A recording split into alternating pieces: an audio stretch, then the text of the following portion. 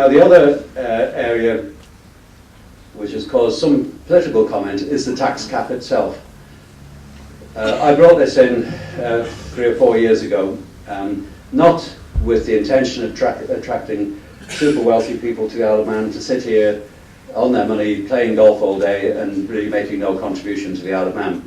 The whole purpose of this was to try and attract a new breed of entrepreneur into the Isle of Man who will come here obviously for tax purposes to protect their wealth, but equally who will come here as active entrepreneurs who will bring businesses to invest back into the island again and to create new jobs, and in fact is seen as another arm of economic development in itself. We've been extremely successful in that. When this first started in 2006, we had the equivalent of 12. We are now past 90. So this strategy, just in the narrow sense of the extra taxation revenue it's brought in, has brought in roughly about £8 million a year more than we would have had we not brought it in. That has enabled me to pay for the personal allowance tax credit for those on low incomes. So as well as an economic driver to encourage new investors in the island, it is also a form of redistribution from the very wealthy to help our people at the bottom end of the income scale, as I say, particularly pensioners. That tax cap, though, has not increased from when it was first brought in at 100,000. So it has now gone up to £115,000 per person, but it actually is only in line with inflation during that intervening period. So I recognise how competitive, excuse me, how competitive this particular area is, and we have to stay in line with as far as possible anyway, with our the other competitive jurisdictions. So we've had to bring changes there. Now, the only other area that I just want to touch on very briefly is charges. Government charges have been reviewed, and we recognised we needed to find another £3 million a year from that.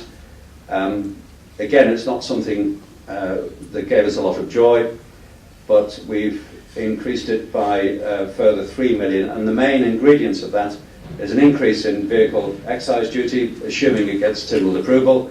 That's going to bring in some £900,000. Waste charges are going up from £10 to £29 per tonne, which is £760,000, and company registration fees will go up, which will bring in another £446,000. So those three alone take care of 2/3 of the increase in government charges this year. There will be a range of other things, including the much debated increase in fishing licences, which we had an hour's debate on, and it shows the priority we have in government these days. If it takes us an hour to agree to put up fishing licences, God help us when we cut the health service. So, without going into any detail, I'm sorry, as usual, I rambled on much longer than I expected, but I do think it's important that you get a flavour of the background to the budget, where we've come from, the problems we've had to deal with. It has, without doubt, been the most difficult budget I've been involved with, and after 25 years, it's been the hardest budget for government. It may, on the outside, not seem as hard as some of you have been looking for. But believe me, there is a lot in that behind some of the changes which are going to come in the year ahead. But this is only the first step. The really difficult time is going to come next year and the year after, when meaningful cuts are going to have to be brought into government expenditure. It's government expenditure above all we've got to start to pare back now. We've taken the soft options this year. We have trimmed the low-hanging fruit, so to speak. Now we've got to get down to the real job of cutting back on government expenditure, rebalancing not just the budget, but the sustainability of government as a whole.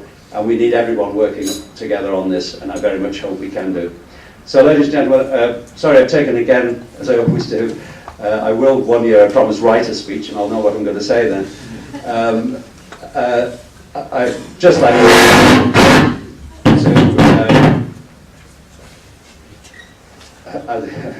I'd just like to thank you for your attention, for giving me the chance to give you a brief background to the thinking behind it.